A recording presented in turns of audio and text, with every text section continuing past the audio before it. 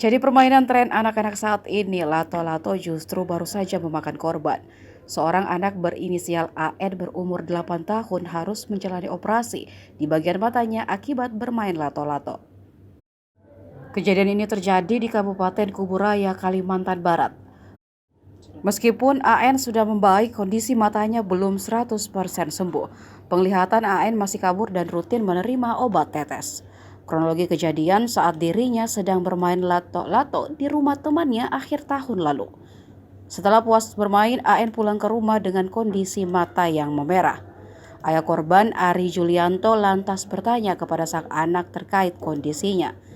AN mengaku saat bermain matanya tidak sengaja terkena serpihan dari mainan lato-lato. Kabar yang menimpa AN sempat viral dan menjadi bahan perbincangan warganet. Setelah kejadian, Ari membawa anaknya ke dokter praktik di Kimia Farma untuk menjalani pemeriksaan. AN kemudian dirujuk ke Rumah Sakit Umum Daerah Dr. Sudarso, Pontianak untuk menjalani operasi pada 20 Desember 2022 lalu.